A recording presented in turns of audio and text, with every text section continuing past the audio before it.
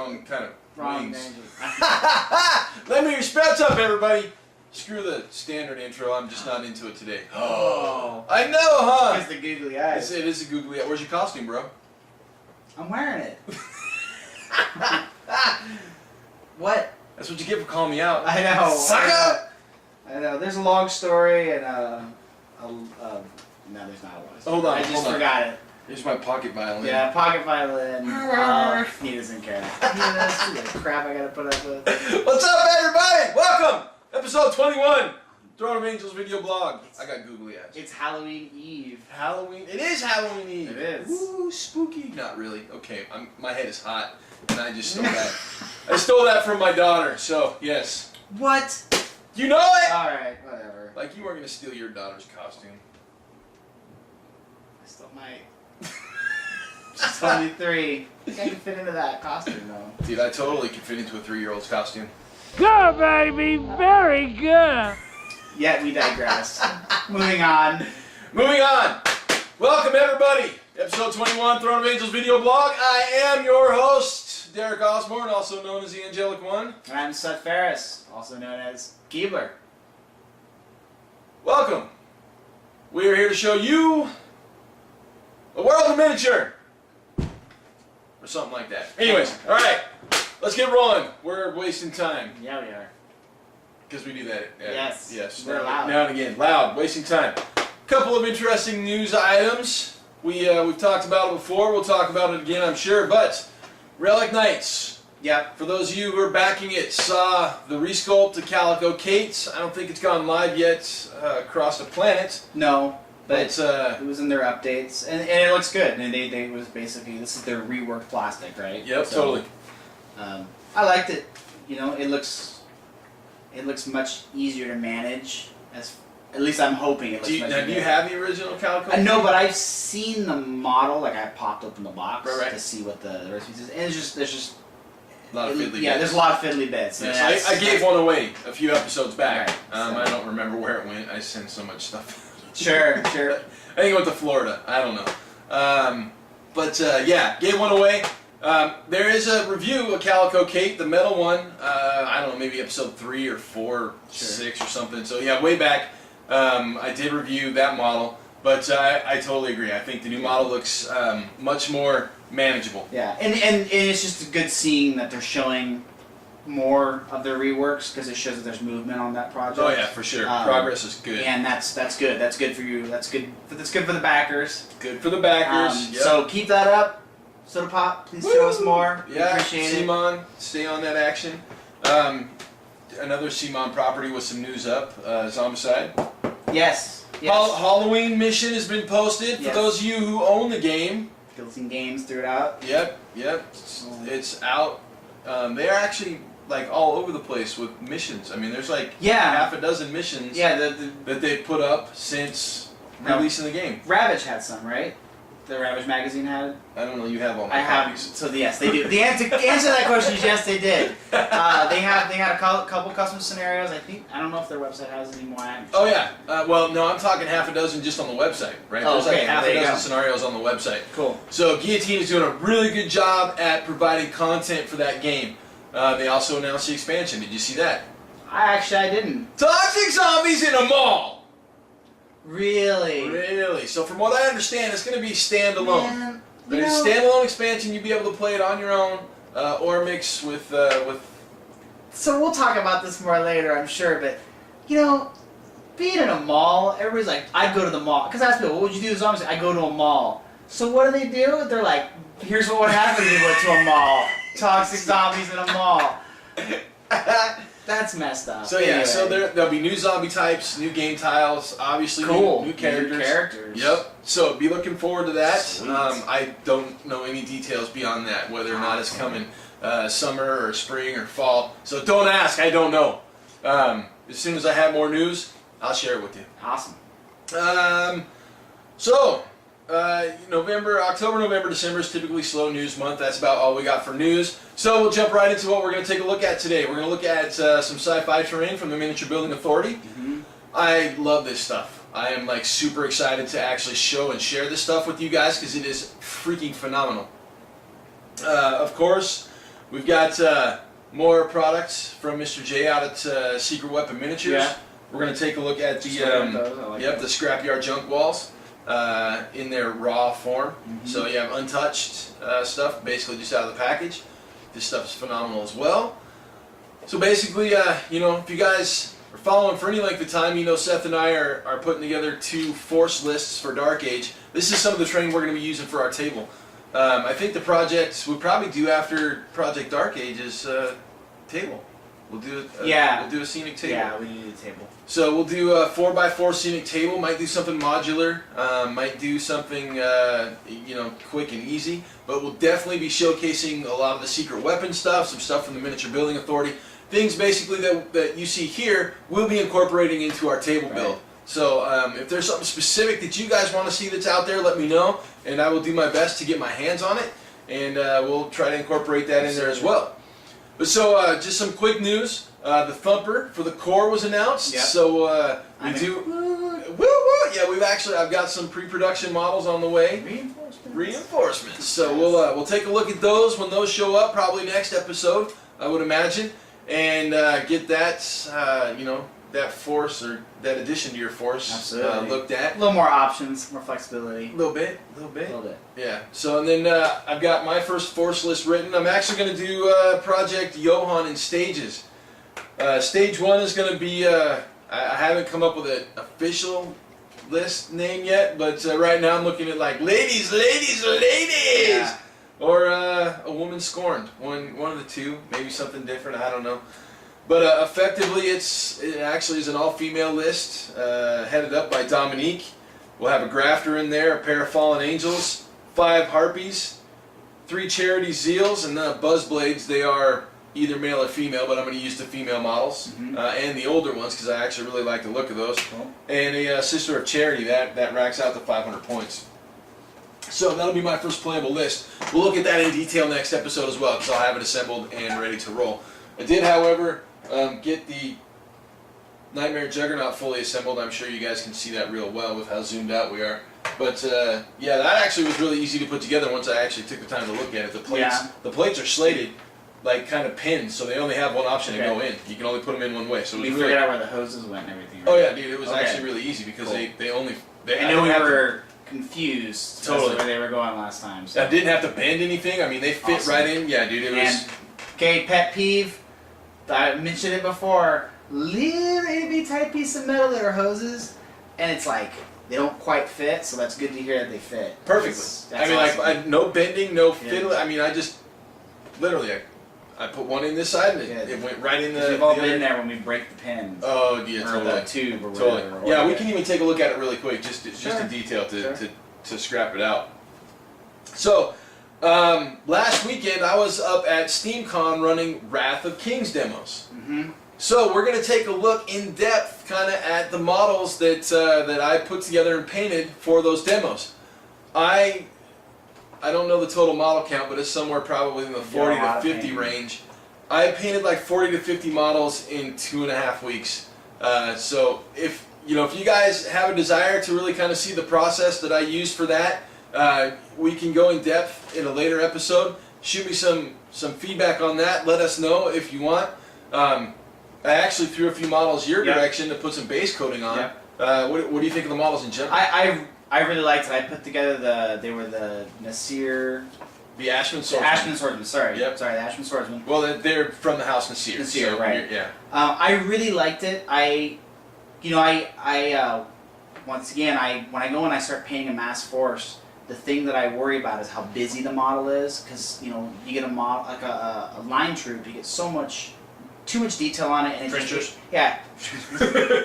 you out. Like it wears you out. Like you do 3 or 4 and you're like, oh my gosh, like I just want to find a quick paint scheme and make them look good, because literally we're playing these games, an arm length away. Right. You know? Yep. And these Nasir, these models, they weren't too cluttered. They had a good sculpt, and the paint went on them. And I think I only put 3 or 4 colors on them. Yeah. And well, so here's the well way done. that this kind of came out, right? I actually gave him paint, and I said this is where the paint should go. And so the Nasir were my first Army painter project, right? So basically all I used were paints from the Army painter, and I did use secret weapon washes, really kind of to prove a point, right? And I gave you what, 4 colors? 4 colors. Yeah, I gave him 4 colors, and I only used 4 colors on the Nasir as a whole, basically just mixing and blending. Mixing and blending. Right. So mixing and blending. Again, we'll take a look at kind of how that turned out and what they look like. The paints were great. I love them. I did like the paints. Yep, I'm totally all about. They spread real good. You know, I had good coverage. Didn't have to thin them out too much. Well, and I went like super thin with them. Yeah. Right. So I mean, he's talking about using them kind of straight out of the bottle, where I take a little bit of color and I throw a lot of water in there. Right. Right. So I am a blend heavy kind of guy, and you guys will see that primarily on Wraithor, a little bit on the Pelgarth, but very blend heavy on how I paint, and so that means I use a really thin paint, and they paint really well, and the coverage with a thin paint is outstanding, in my opinion. So again, more details on that here shortly. And then finally, stick around, because we are going to wrap with a Zombicide, check that, Zombicide contest, right? We have an Abomination kit to give away. We also have extra tiles to give away. We have the cover art to give away and a t-shirt to give away. Cool. It's a double XL, so that won't even fit me. it's a good sized t-shirt. So we're gonna tier these prizes out, right? They're not all going to one person. They're gonna go to a couple of different people. But contest details after the review during the wrap. So we'll give you the details on that. It's good. It's good. I'm excited. That's a hint.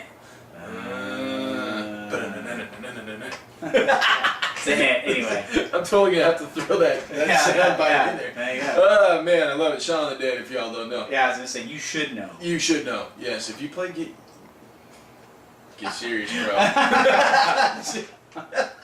All right, so let's take a look at some terrain. Let's do it. And yeah, let's get started. Okay.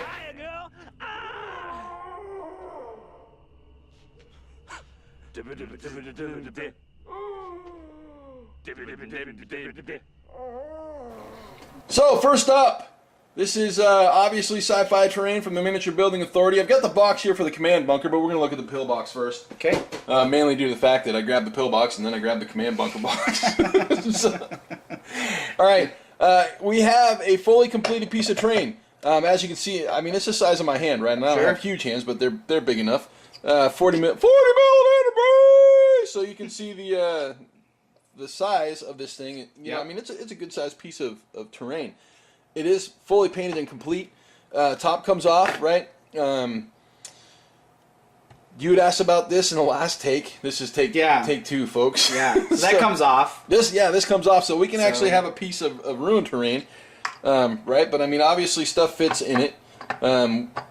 Makes it easier to get your models in and out for, for sure. Objectives or whatever. Well, you know, I mean, it makes it very multi-purpose, right? I mean, you can use this for a tabletop game.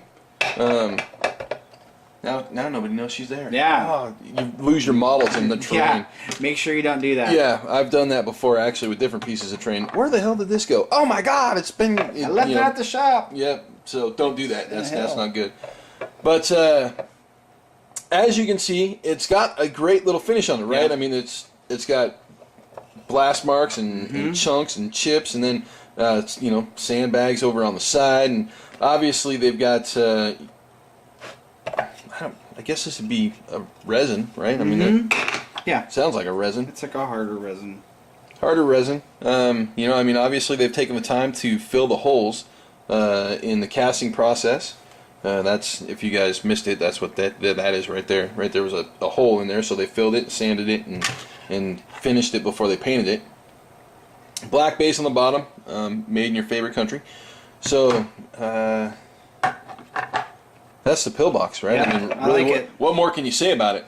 It's a good standard piece of terrain. Here's the Nightmare Juggernaut next to it, so you can see it's actually a large piece, right?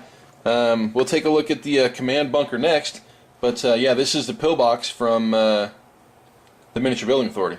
So I actually decided to do the next two side by side. First, so you can see that the command box is actually a little smaller. Move my tools here. command box is a little smaller than the other two. So this parapet is actually the same size. This one is the exact same size as the pillbox. The tops are interchangeable, but as you can see, you know, I mean, there's a little hatch there in the top. Sure. Change my light a little bit. There we go. So hatch in the top, right? I mean, it's a sealed piece of plastic. Sure. It's just a know, representative, right? correct. You can go in and out if you want to. Again, the same breakdown of swapping those out. Some sandbags, some styrofoam, because styrofoam is awesome and static cleaning. You know, again, we didn't actually take the time to really kind of look at the front and sides of these. Mine looks like they have the equivalent of murder holes almost. Yeah, machine gun ports, whatever you want to call them. But yeah, I mean, it's a good, nice, easily I finished, love hand painted. You know, I mean, Yeah, there's I the love blast stuff door like on the this. front. Yeah, I do too. because it's just, you know, it's It's not easy. it's easy. It's just to just throw it down, and it's a sturdy piece of material, and it can get, you know, it can see some. It can see Multiple some uses. use. It Yep. can see some use on the table, and it won't break down. Whereas some of this, you know, some terrain you get can be a little bit fragile or get broken down a lot easier over time. Sure, and even the stuff that you make out of foam or you know, foam core. cores with that. You Yeah, just- I mean, you stuff run- that you make yourself. I'll be honest with you, I've replaced more terrain over the years just because Sure. I've, you know, Sure. slipped and snap. Oh God! Yeah. That's 6 hours of work down the drain. So it's good for a piece you want to keep around for a while. Yeah, definitely. Command bunker, you know, you got a little command console at the top, right? Communications console.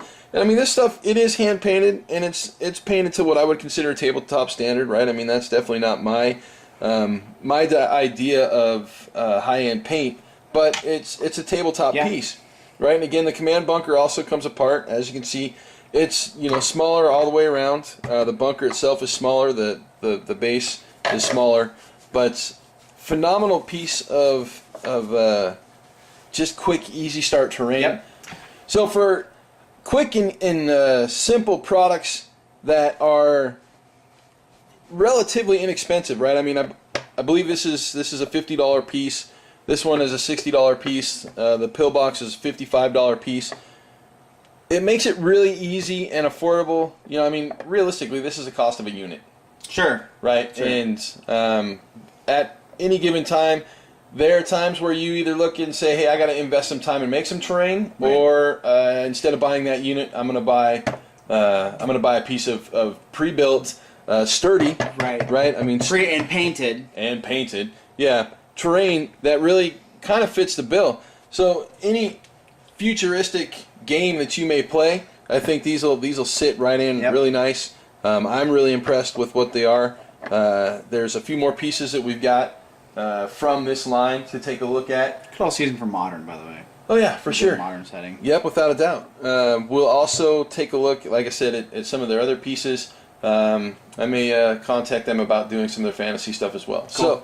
So, yeah, Miniature Building Authority, we got the command bunker, we got the parapet bunker, and earlier the pillbox bunker. So definitely take a look at their stuff online. MiniatureBuildingAuthority.com, I believe, is the website. I'll go ahead and throw up a link right here because that's what I do.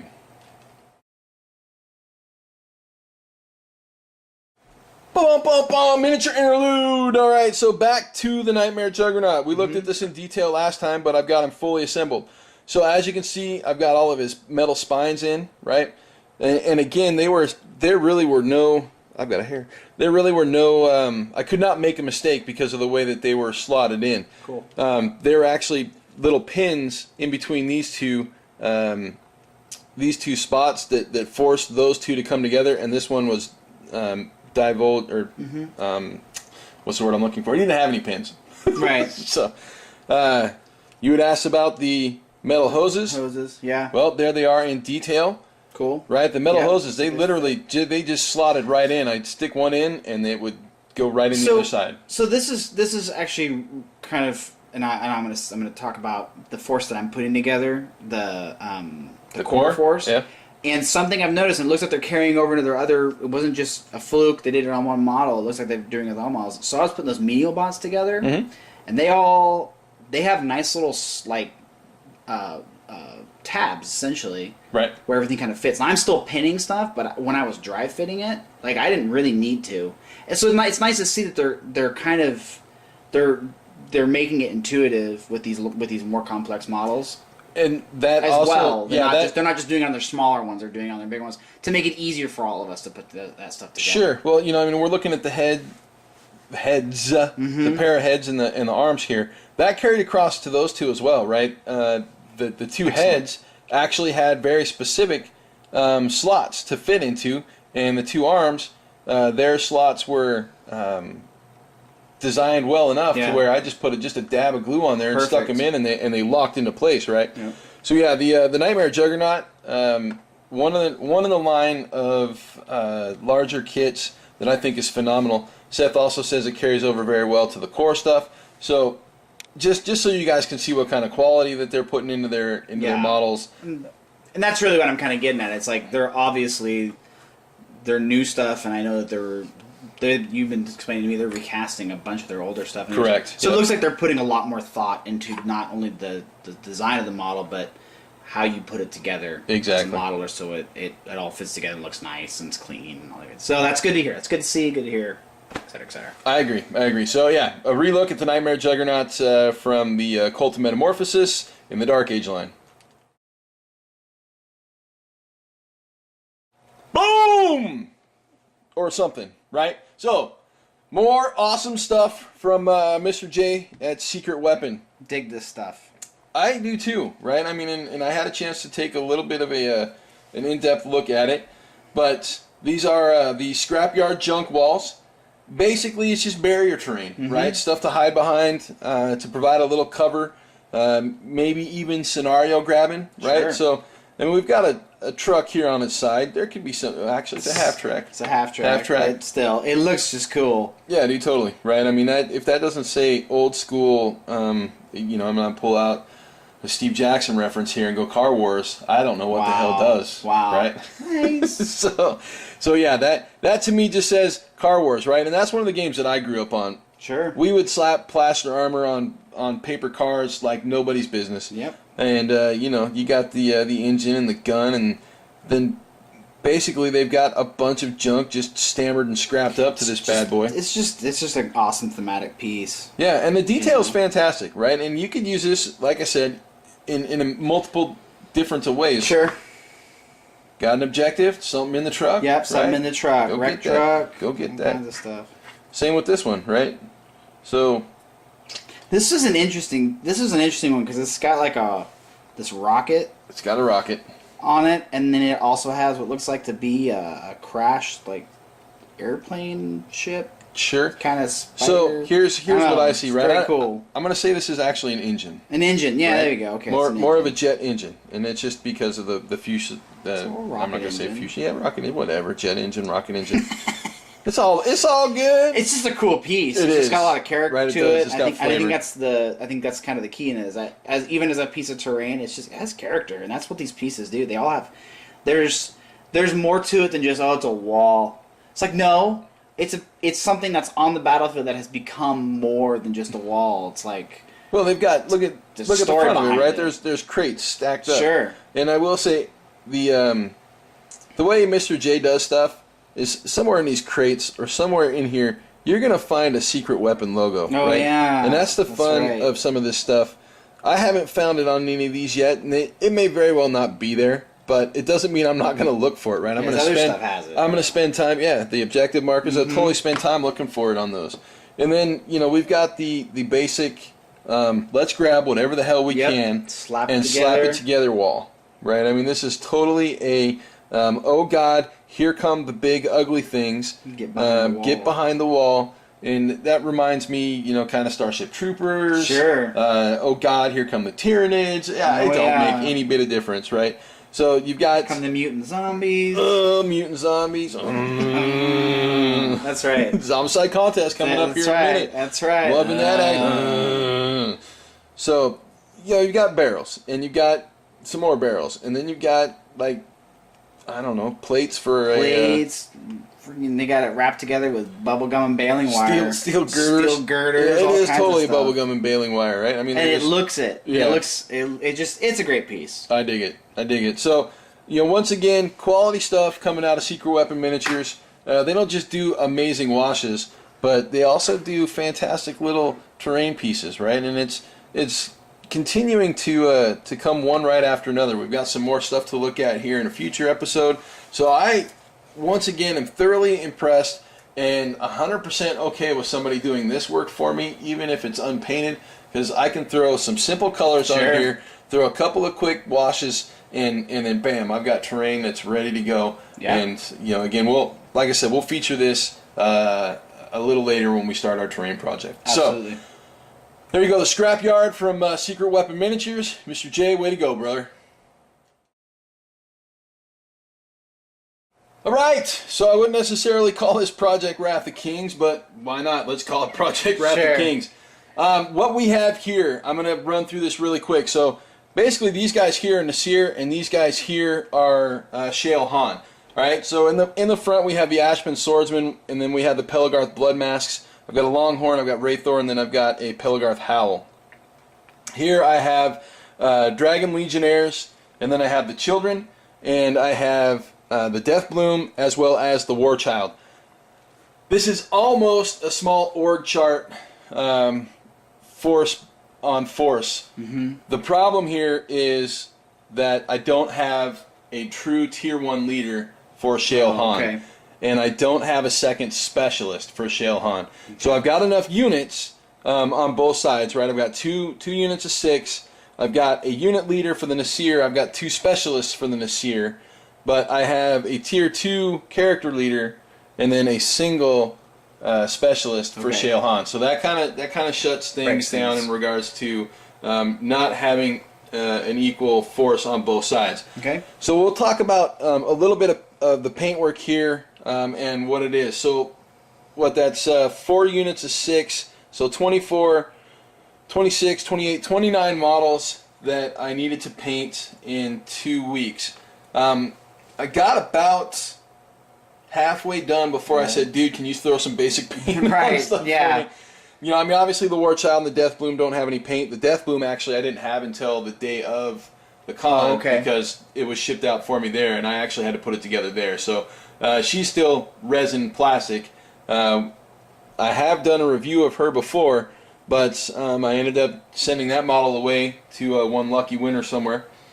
So here she is actually in my hands and assembled. War Child, obviously still primed. I would consider this a complete unit. I would consider them a complete unit. I would consider Wraithor complete, the Howl complete, and the Pelagarth complete. These were ones that I asked you just to throw base paint on. Like I said earlier, I gave you four coats and said that, or 4 colors and said, hey, this is where it needs to go. So let's take a quick break here and set it up so we can look at each one in detail. So we're going to start out with the Swordsman and the Longhorn. We're going to look at what Seth did really quick and have him talk about it just right quick. Now, obviously, the bases aren't finished. The black ring needs to be done. The sand needs to be painted. But quite honestly, I used these in demos, and people didn't even second guess it. They didn't question it. So the paint obviously is fine for a simple basic paint job, right? You've got more than 3 colors.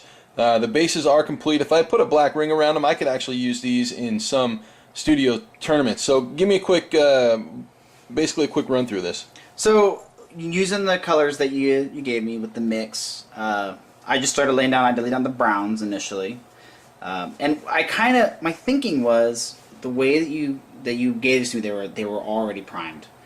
So what I tried to do is I tried to actually use that to my advantage because I knew I needed, we were on a time frame. Right. So I didn't do like just a flat, like I'm going to cover the whole thing and just swap the paint on. I just tried to touch the almost like top surface and kind of leave the black in the recesses to almost give it that there's a little bit of shading. Sure. I didn't know if we're going to have time to shade them, right? Like exactly. Put a wash or anything on it. Well, so let's jump back really quick. I'm actually going to pull a War Child over here because I didn't do...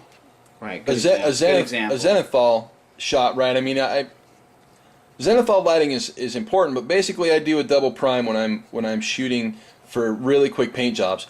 I prime the whole model in black. As you can see, the whole model is prime black. These are gray resins, as you can see by the Death Bloom. It's a gray resin, right? So I mean, obviously, I hit the whole model with black primer, and I hit it well, and I make sure that it's completely covered. Well, then I go through and I hold a white spray can pretty much at a 10-degree angle to the head, and I spray. I spray whole units at a time, right? So I'll hold the can and I'll just spray across the top, and then I'll turn the box 90 degrees, and I'll spray across the top, and I'll turn the box 90 degrees, and I'll spray across the top, and I'll turn the box 90 degrees, and I'll spray across the top. So basically what that does is that gives me like natural areas that light won't necessarily hit. Right, exactly. And I use that as a bit of a guideline to be like, okay, don't just cover that. Just leave it alone. You know, try to. And I did it in a few areas. I didn't, but I didn't get as far on him. But you know, if you look at it, that technique that gives natural shade. Right, and it's you know, I mean, I'm not going to say it's not the zenithal highlighting technique, sure. right? I mean, it is just kind of a variation of that for what I considered, you know, basically getting a lot of models painted and done very, very quickly. Yep. So we'll continue with the Nasir, and we'll jump into the Hal, right? So this is the Pelgarth unit leader. Excellent. Now I spent a little bit of time with her, just because you know, she's the unit leader, and unit leaders need a little more time. You can see that you know, in her fur and her skin, there's some layers, right? I mean, I spent a little time with the layers, spent a little time on the shield, give the shield a little extra love, and you know, basically I was really quick and simple with her clothing. I wanted to make sure that the dark areas were dark, the high areas were light, the metals, you know, I wanted to give kind of a dirty look to. Yep. And just basically high contrast, get her in, get her out, and call it good. But I wanted to make sure she was pretty. So I will bring this up because this model reflects the same thing they're into them. Is that, you know, when you're painting all these line troops, and I think I mentioned this before, when painting all these line troops, unit leaders and things like that, you know, the concern is how busy is the model, how much detail am I really going to have to put on it. You know, they're an army, right? You know, right? And I want to get a bunch of these done, you know. And the idea of being able to put, I'm sorry, back that up. What ended up for me is that these models weren't too busy, and they delivered exactly what I want. You know, this guy's a swordsman. You know, this guy's a unit leader. They look different, but there's not so much going on in the model. Like, what is that little thing hanging off their butt? You don't know. It's not necessary. And you're not missing it, right? I know exactly what they do. I know exactly what they are, and that's good. That's good in a model. So just to touch on the bases really quick, I actually did these the morning of my demos, and all I did is I took a secret weapon wash and washed over the primed rocks. I mean, that's literally all I did, right? It was the only difference between that and this is this one has a wash of a secret weapon. I believe it was either stone or concrete. I don't remember which one I took with me, but it was one of those two. You know, just by the names, they made the most sense. Speaking of models that are really well done, that don't have a whole lot of detail and fiddly stuff to worry about, this is the Pelgarth Blood Mask. Now I've heard, or I'm not going to say I've heard, I've seen a lot of both positive and negative comments on this model. I will definitely say, after painting a half dozen of these things, this model is really fun to paint. It just really takes paint well. The brush itself really kind of lends to the curvature of this model, and you know, the little details were easy to pick out. Now, regardless of the theme of the model itself is done really well, and the sculpting is done really well. Sure. The details are done really well. I mean, look at the shield, dude. That shield is just beautiful. It's awesome. Right? And again, these models were a lot of fun to paint. I was really surprised at how much I actually enjoyed painting these models. But again, the same things apply, right? I just wanted to get quick basic colors. I mean, you can see under her breast there that there's still black paint, right? I did not cover everything up. I used that black prime really to my advantage. Yep. And I layered paint over the top in you know, increasingly smooth gradients. Again, really, really thin paints on my side. Not necessarily wash grade, a little above that. But again, stuff that really allows me to get smooth cover and thorough coverage in a very little amount of time. Cool. All right, then last in the Nasir line, this is Raithor. So this guy is a 4-hour paint job. Again, using the exact same 4 colors that I used for everything else and that I gave to you. I really wanted to see how far I could push the paints, quite honestly. So I used about 8 or 9 different layers of color on the flesh. and I think you can really kind of see Oh, yeah. how well those paints. I mean, it was just 2 paints, right? It was ash gray and oak brown.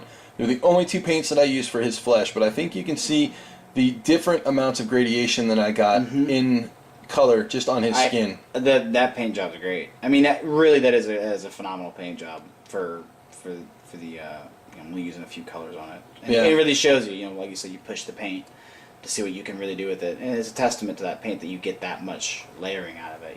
Exactly. And so if you look at his back spines and his helmet mask, same thing again, right? 2 different colors of paint. Basically, I used pure red and again the oak brown. So the darker shading is definitely. Let's see if I can get better light. There you go. You can see the shading in the top of his helmet a little better. So I started with a deep red color and then highlighted up basically to the pure red, and you can see the good gradation I got in that color, just in that comp. Now I did brass rod his staff because the staff that comes with him is actually rather flimsy and I didn't like it, so I did take the time to brass rod that. But again, oak brown in there in his armor as a base. And literally painted over and highlighted with a gold color,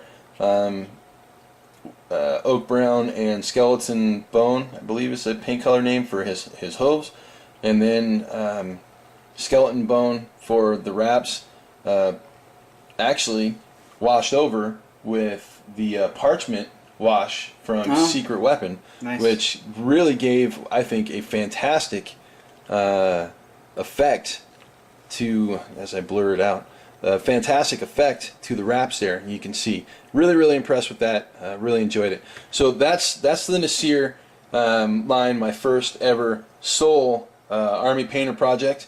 And again, really quick. So we'll take a look at a couple of the Johann models and wrap this up. So this is the War Child. Obviously he's not painted, but I mean he's such a phenomenal model. We're just going to look at him and admire his absolute and utter beauty. But he's absolutely huge, right? So if we take a look at our 2 standard models, he is on a 50mm base.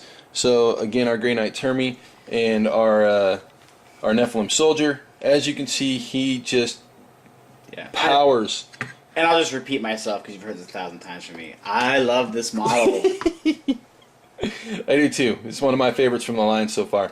Absolutely amazing. We were not expecting him to come in as big as he did. But I mean, as you can see, the guy is a complete and utter monster, and I really wanted to show or showcase him a little bit more, right? I mean, he's got great detail in his face, great detail in all of his other lines. He's got a little Oni demon there on his waist. His sword is phenomenal.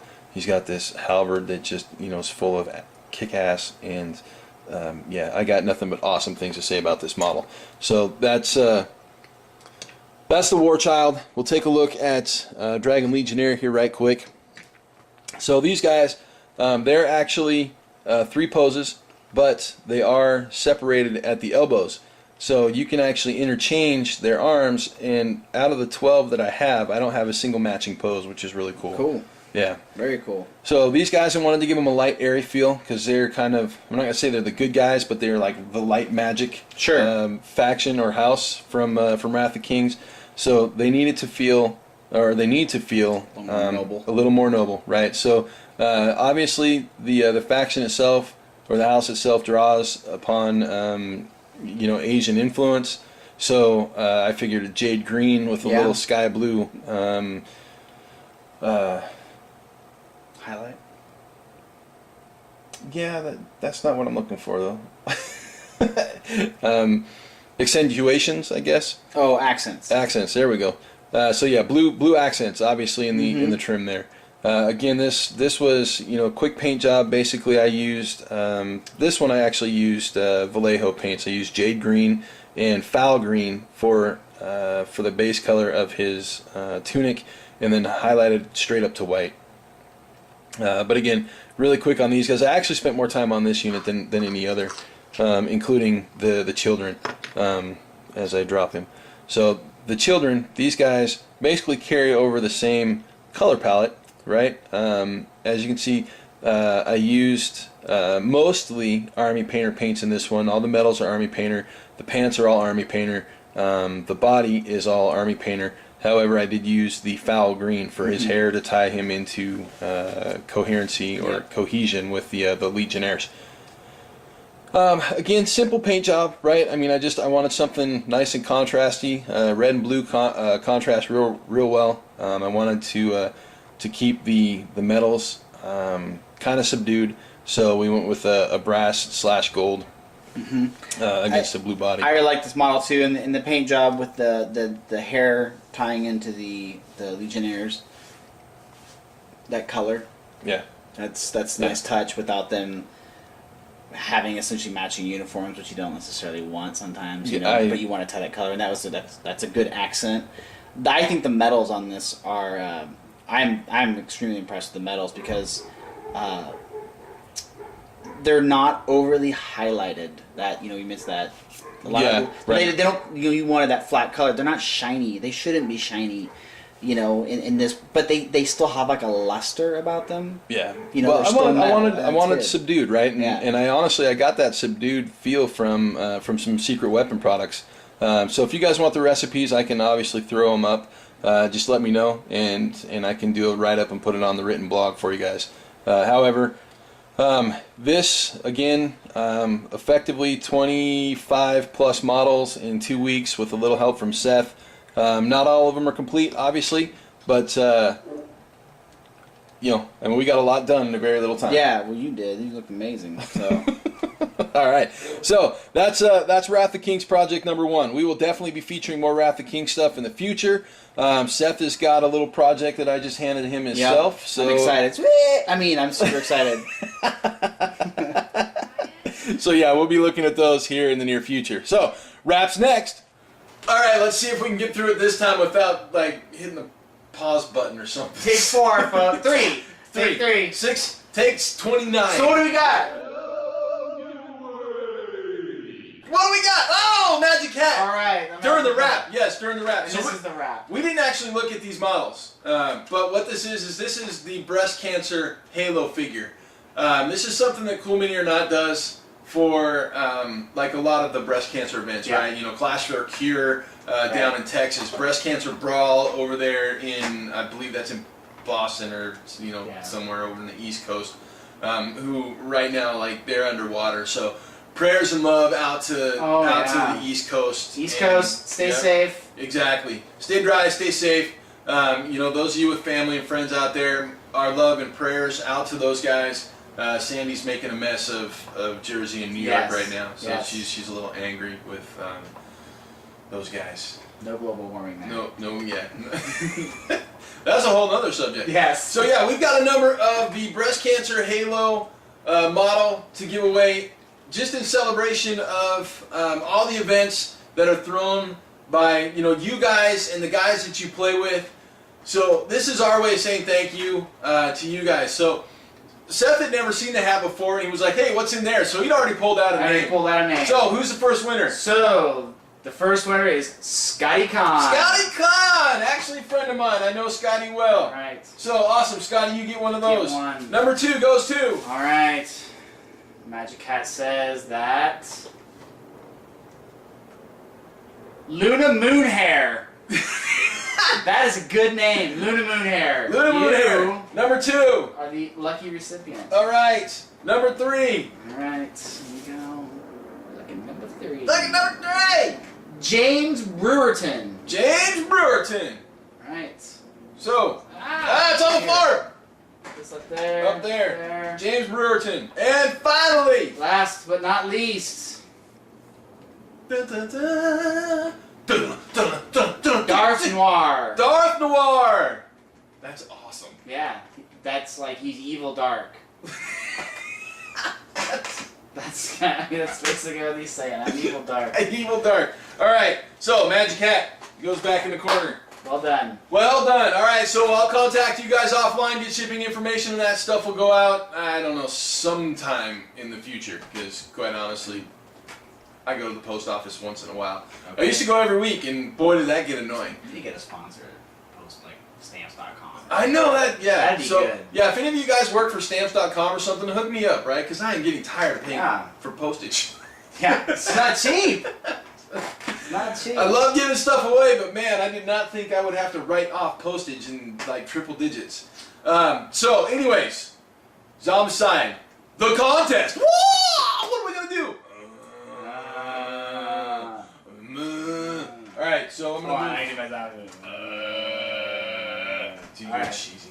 What? I love zombies. Who I do doesn't too. like zombies? I know. You're un-American if you don't like zombies.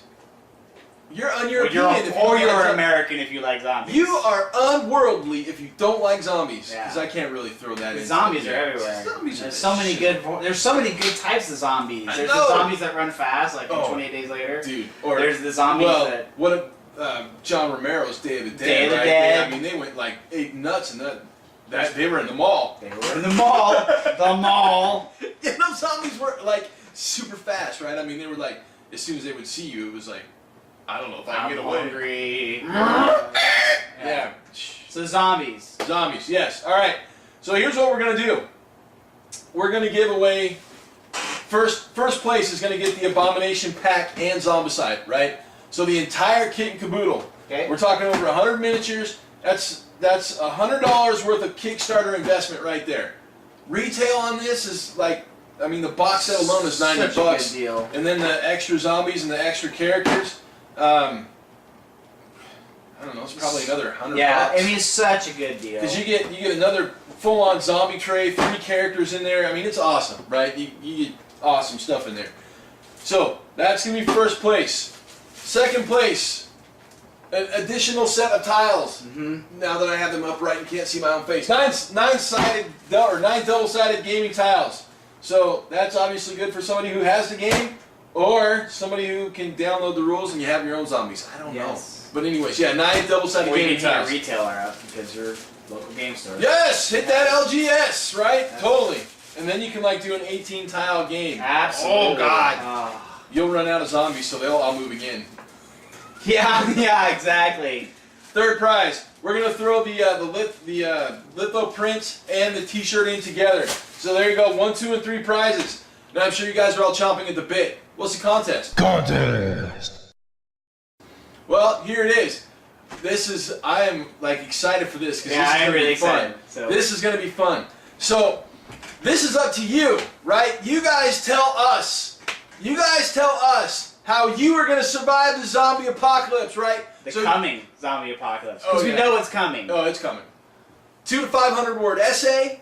You know, use visual enhancements, take pictures or whatever, or make a video, do a commercial. It don't matter, right? So basically, the top 3 most creative and entertaining entries will walk away with something, right? I expect this to go viral. I mean, Oh yeah.